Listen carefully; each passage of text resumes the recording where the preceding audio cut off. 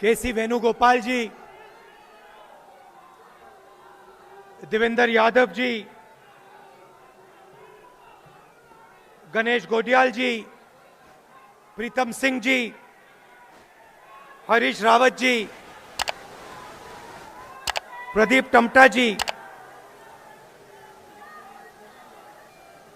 Stage पे हमारे सब एक्स सर्विसमैन, कांग्रेस पार्टी के वरिष्ठ नेता, भाइयों और बहनों, प्रेस के मित्रों, आप सबका यहां बहुत बहुत स्वागत।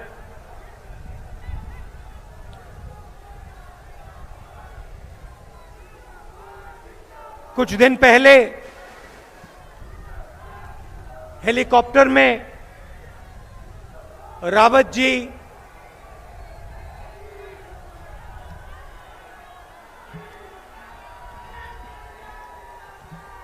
की मृत्यु हुई।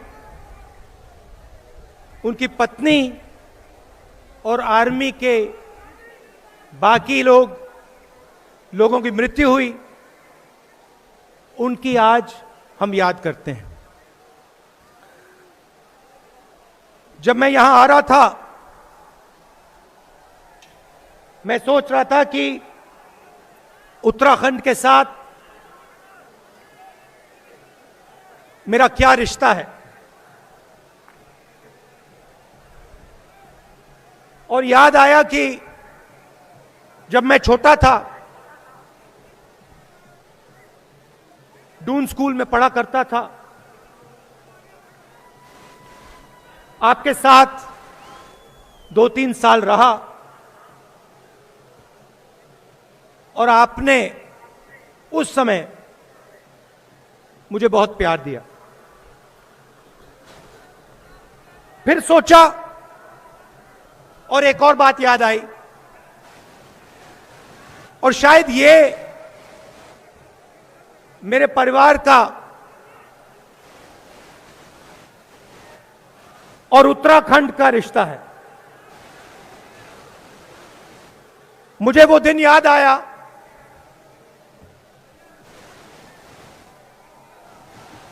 31 अक्टूबर,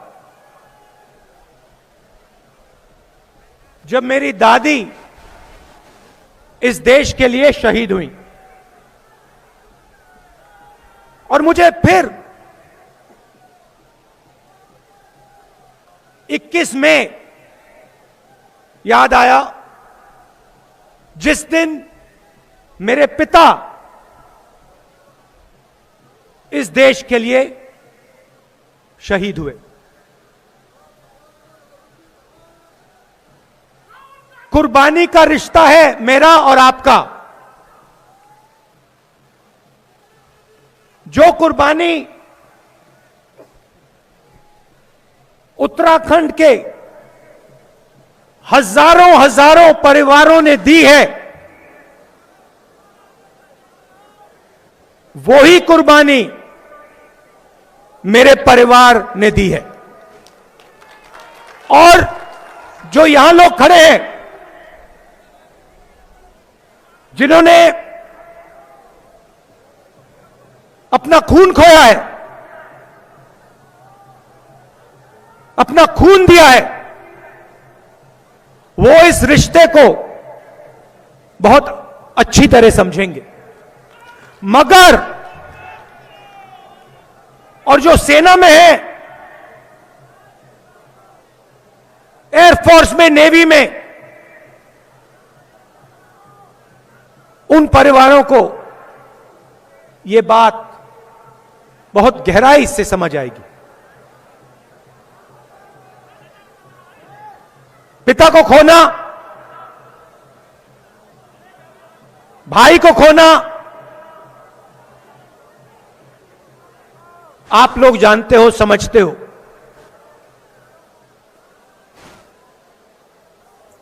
मगर जिस परिवार ने ऐसी कुर्बानी नहीं दी,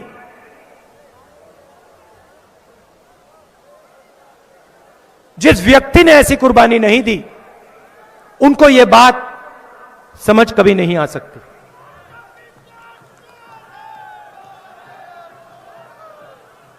ये आपने देश को दिया है। आप कहते हो, कभी कभी मैं यहां आता हूं, आप कहते हो कि हमारे लोग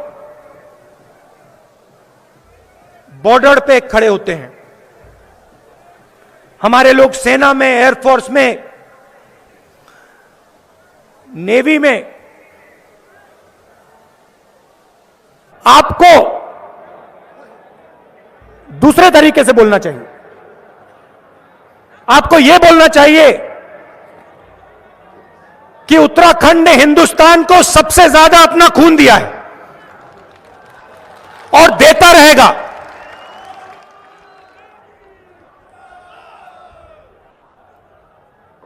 बांग्लादेश की लड़ाई हुई,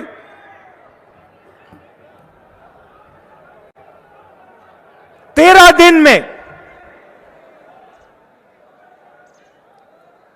दिन में पाकिस्तान ने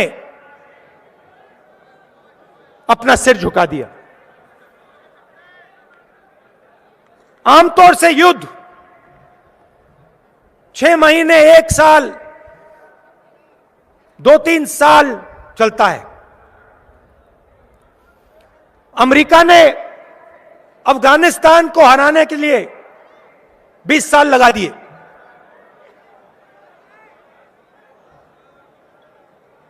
हिंदुस्तान ने पाकिस्तान को 13 दिन में हरा दिया। मगर हमें भूलना नहीं चाहिए,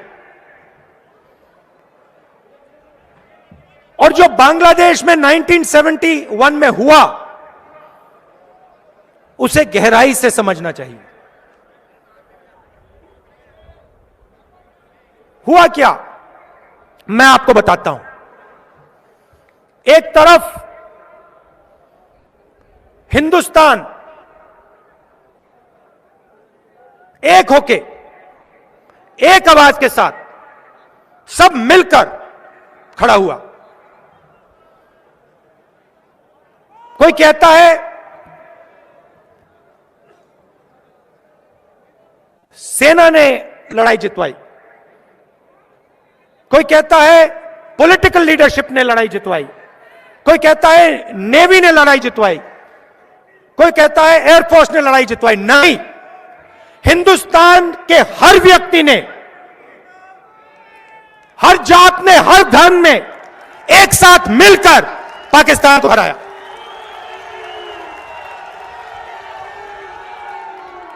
लाखों परिवारों ने अपने घर से सोना हिंदुस्तान की सरकार को दिया।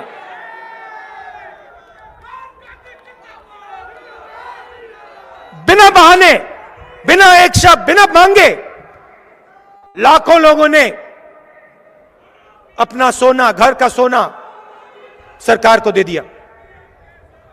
और यहां स्टेज पे हमारी लीडरशिप बैठी है।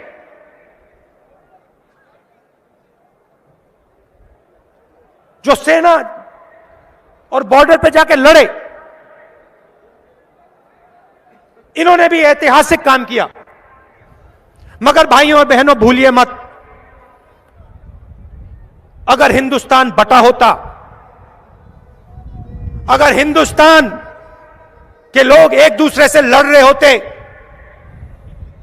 तो 13 दिन में जीत नहीं हो सकती थी।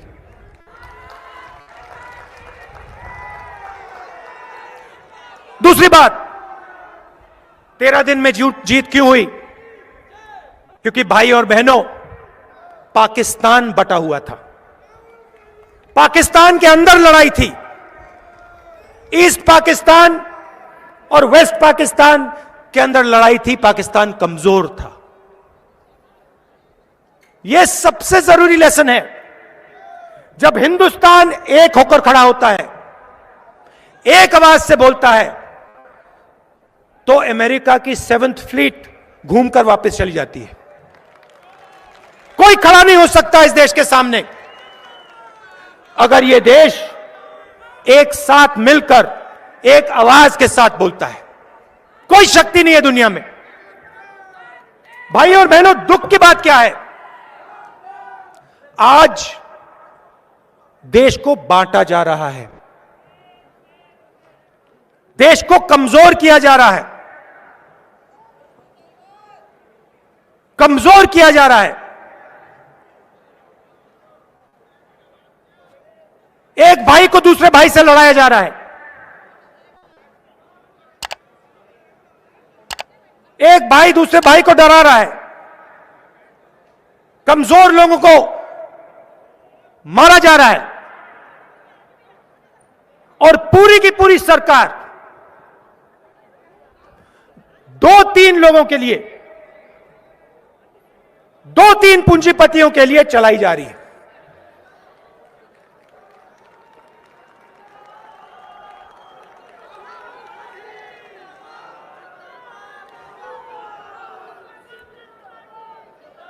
तीन बिल, काले कानून,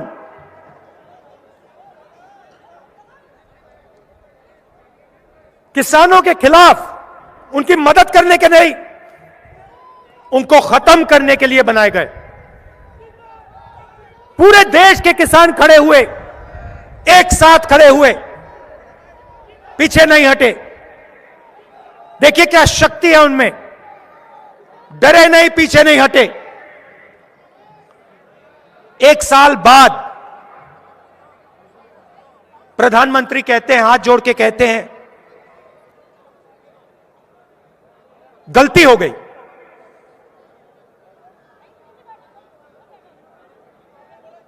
माफी मांगता हूं। और फिर माफी मांगने के बाद जो 700 किसान शहीद हुए, उनके बारे में बीजेपी के लोग पार्लियामेंट में कहते हैं कि कोई शहीद नहीं हुआ, एक किसान की मृत्यु नहीं हुई। पंजाब की सरकार ने 400 किसानों को कंपनसेशन दिया। मैंने लिस्ट निकालकर पार्लियामेंट में रख दी, कहा ये देखो, ये है पंजाब के 400 किसान, हरियाणा के 70 किसान, इनको आप कंपनसेशन दीजिए। कंपनसेशन तक नहीं दी। किसके लिए काम किया जा रहा था? भाई और बहनों, ये गलती नहीं थी, ये साजिश थी। किसके लिए किया जा रहा था? दो उद्योगपतियों के लिए, 2-3 उद्योगपतियों के लिए। हिंदुस्तान के हर एक किसान की आमदनी की मेहनत उनसे छीनी जा रही थी। कांग्रेस पार्टी खड़ी हुई, किसान खड़े हुए, बाकी विपक्ष के लोग खड़े हुए, इसीलिए प्रधानमंत्री ने माफी मांगी।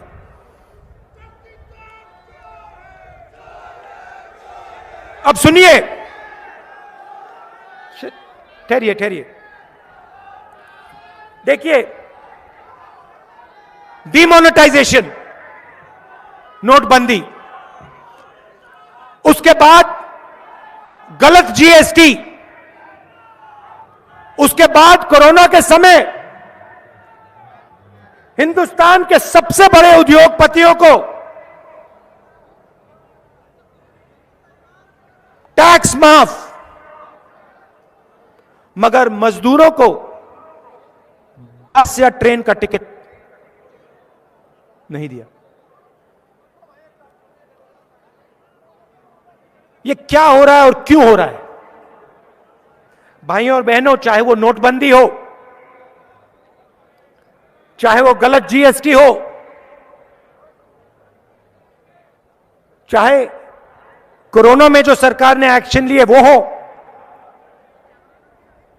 ये तीनों काम हिंदुस्तान के जो छोटे बिजनेस वाले हैं, मिडिल साइज बिजनेस वाले हैं, किसान हैं, मजदूर हैं, इन पर हिंदुस्तान के सबसे बड़े 2-3 पूंजीपति का आक्रमण है। यहां से लोगों का प्लान होता है, क्योंकि उत्तराखंड में आपको रोजगार नहीं मिलता। क्यों नहीं मिलता, यह सवाल आपको पूछना है। इसका कारण यह है कि जो आपको रोजगार दे सकते हैं छोटे बिजनेस वाले, मिडिल साइज बिजनेस वाले, दुकानदार, उनको नरेंद्र मोदी जी की सरकार ने, बीजेपी की सरकार ने नष्ट कर दिया है, खत्म कर दिया है। नोटबंदी, जीएसटी, ये हथियार हैं भाई और बहनों, ये पूंजीपति के हथियार हैं। नरेंद्र मोदी जी इंप्लीमेंटर हैं, वो उनका है। और आप देख लेना, जब तक दिल्ली से बीजेपी की सरकार नहीं हटेगी, तब तक इस देश में युवाओं को रोजगार नहीं मिल सकता, चाहे कुछ भी हो जाए। पेट्रोल डीजल का दाम बढ़ता जाएगा, छोटे दुकानदार, मिडिल साइज और स्मॉल साइज बिजनेसेस बंद होते जाएंगे। एयरपोर्ट, पोर्ट्स, इंफ्रास्ट्रक्चर, सड़कें, माइंस, सब का सब उन्हीं 3-4 लोगों के हाथ में जाता जाएगा। और आप लिख के ले लो, यह देश अपने युवाओं को रोजगार नहीं दे पाएगा। तो एक तरफ आप देश को बांटते हो और दूसरी तरफ जो देश की आर्थिक शक्ति है,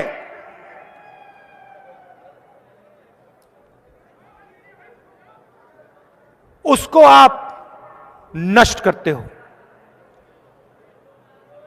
भाइयों और बहनों, यह मत सोचिए कि हिंदुस्तान मजबूत हो रहा है, गलतफहमी में मत रहिए।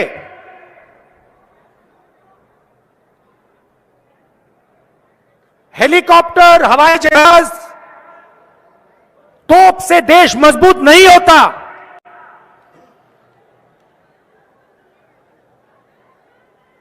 देश मजबूत जब होता है जब देश का नागरिक मजबूत होता है, जब देश की जनता बिना डरे, बिना झिझके, बिना घबराए काम कर सकती है, जब देश की आवाज देश में चारों तरफ आसानी से बिना डरे बोल सकती है, तब देश मजबूत होता है। भाइयों और बहनों,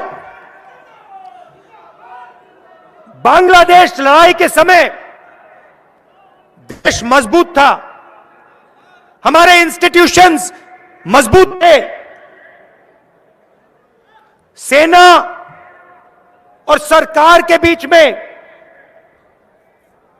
जबरदस्त रिश्ता था।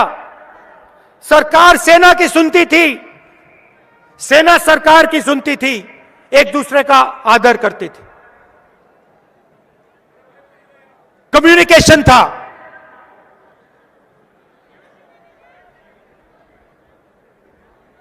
हिंदुस्तान की अर्थव्यवस्था मजबूत थी, इसीलिए पाकिस्तान को 13 दिन में हराया। आज वो हालत नहीं है। हमारे मीडिया वाले कुछ भी कह लें,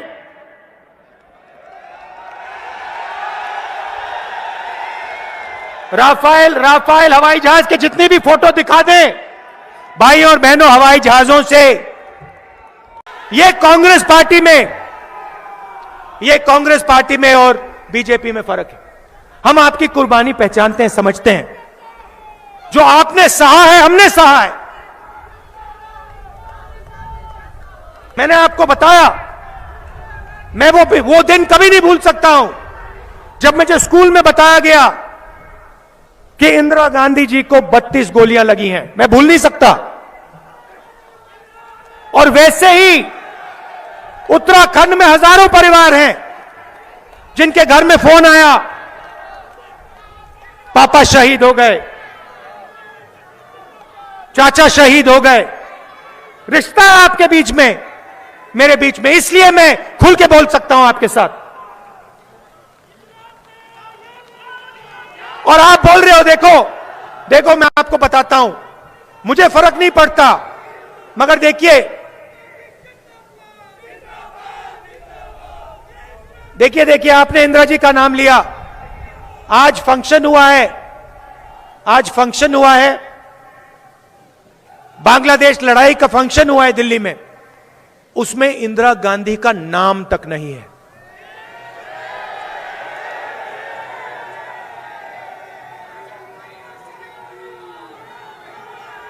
जिस महिला ने 32 गोली खाई, इस देश के लिए 32 गोली खाई,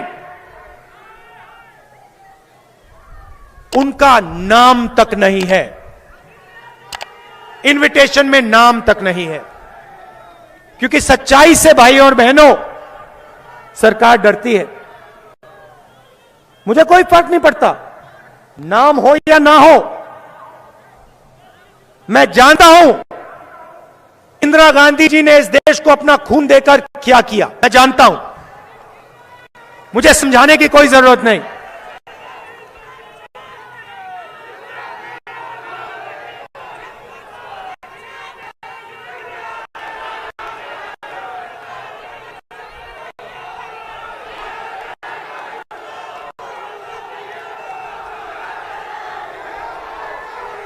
चुनाव है, चुनाव है, मैं आपको दो तीन चीजें कहना चाहता हूं,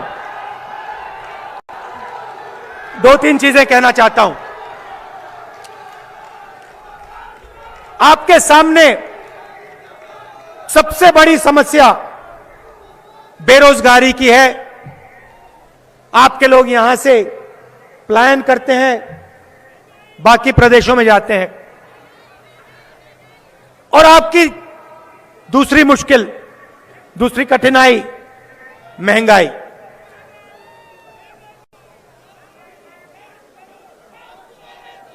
महंगाई के बारे में दो चीजें कहना चाहता हूं। महंगाई क्यों है? देखिए, इंटरनेशनल मार्केट में पेट्रोल तेल के दाम नीचे गिरते जा रहे हैं। हिंदुस्तान में दुनिया में सबसे ज्यादा टैक्स पेट्रोल पे हिंदुस्तान में है। 10 लाख करोड़ रुपए नरेंद्र मोदी जी ने आपसे छीनकर हिंदुस्तान के सबसे बड़े अरबपतियों का कर्जा माफ किया है। रोज आप याद रखिए, आज जब आप जाएंगे स्कूटर में, गाड़ी में पेट्रोल भरेंगे, तो आप याद रखना, जो आपके जेब में से पैसा निकल रहा है वो हिंदुस्तान के सबसे बड़े अरबपतियों के जेब में सीधा जा रहा है। क्यों जा रहा है? क्योंकि वो 2-3 अरबपति नरेंद्र मोदी जी की मार्केटिंग करते हैं। आपके जेब में से पैसा निकलता है पेट्रोल पंप में, सीधा वो पेट्रोल पंप से इनके जेब में जाता है, और ये नरेंद्र मोदी जी की मार्केटिंग नरेंद्र मोदी जी के लिए करते हैं। आपने देखा होगा गंगा में बहुत लोगों ने स्नान किया, मगर ऐसा लगता है कि इतिहास में सिर्फ एक व्यक्ति ने गंगा में स्नान किया है, वो नरेंद्र मोदी, और किसी ने नहीं किया। बस एक व्यक्ति।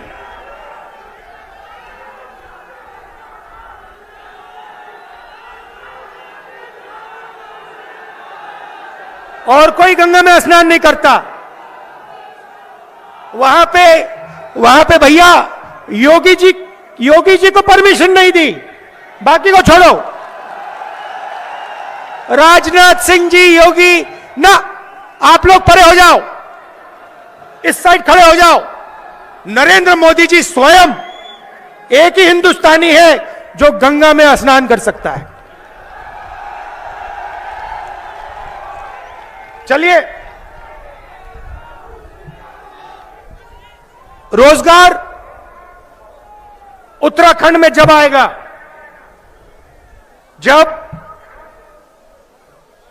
छोटे और मिडिल साइज बिजनेस वालों की मदद होगी, रोजगार जब आएगा जब किसानों की रक्षा होगी और किसानों को नई टेक्नोलॉजी का फायदा दिया जाएगा। 2-3 पूंजीपति को पूरा का पूरा धन देने से उत्तराखंड आगे नहीं जा सकता। और मैं आपको गारंटी देता हूं कि जब यहां कांग्रेस पार्टी की सरकार आएगी, किसानों की रक्षा होगी, उनकी पूरी मदद होगी। कानून बनाए जाएंगे तो उनके लिए बनाए जाएंगे, 2-3 पूंजीपति के लिए नहीं बनाए जाएंगे। और जो हमारे युवा हैं, जो स्मॉल एंड मीडियम बिजनेस वाले हैं, जो दुकानदार हैं, उनको सरकार पूरी सहायता देगी और एक बार फिर आपके इस प्रदेश में रोजगार पैदा होना शुरू होगा। आप सब आए, दूर दूर से आए, इतने प्यार से आपने मेरी बात सुनी, इसके लिए मैं आपको दिल से धन्यवाद करता हूं। नमस्कार, जय हिंद।